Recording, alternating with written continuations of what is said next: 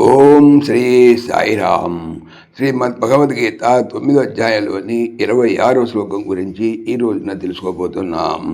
సాయిరామ్. భగవానుడు గత శ్లోకంలో తెలిపినటువంటి ముఖ్య విషయములలో దేవతలను కానీ పితృదేవతలను కానీ భూతములను కానీ ఆరాధించేవారు ఎవరిని పొందుతారంటే వారు ఉపాసించేటువంటి ఆయా దేవతలను పొందుతారని చెప్పి తెలియజేశారు. మరి పరమాత్మను ఆరాధించువారో పరమాత్మనే పొందుదురని తెలిపారు. ఇక రాబోయేటువంటి మనకు 26వ శ్లోకంలో ఎలా తెలుపుతున్నారు. భక్తితో ఏ స్వల్ప వస్తువు వసంగినప్పటికీ తాను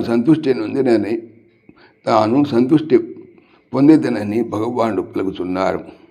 పత్రం పుష్పం ఫలం తోయం యో మే భక్త్యా ప్రయచ్చతి తదహం భక్త్యుపహృతమశ్నామి ప్రయతాత్మనః.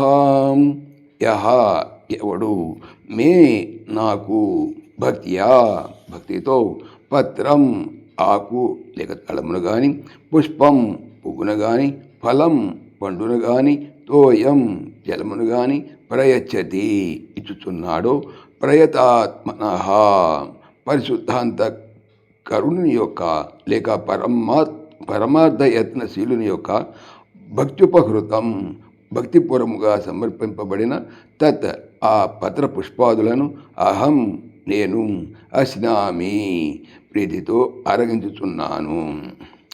ఎవడు నాకు భక్తితో ఆకును కానీ పువ్వును కానీ పండును కానీ జలమును కానీ సమర్పించుచున్నాడో అట్టి పరిశుద్ధాంతకరుని యొక్క లేక పరమార్థ ప్రయత్నశీలుని యొక్క భక్తిపూర్వకముగా వసంగబడిన ఆ పత్ర పుష్పాదులను నేను ప్రీతితో ఆరగించుచున్నాను.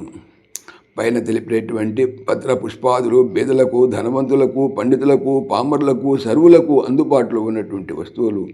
భగవత్ప్రీతిని పడయుటకు సామాన్యమైన వస్తువునైనను ప్రీతితో భక్తితో సమర్పించిన చాలునని మనకు ఈ శ్లోకము ద్వారా వెల్లడవుతున్నది. సాయిరామ్. జై శ్రీకృష్ణ. ఈ ఛానల్ సంబంధించిన పూర్తి వివరణ డిస్క్రిప్షన్లో చూడవచ్చును. జై శ్రీకృష్ణ.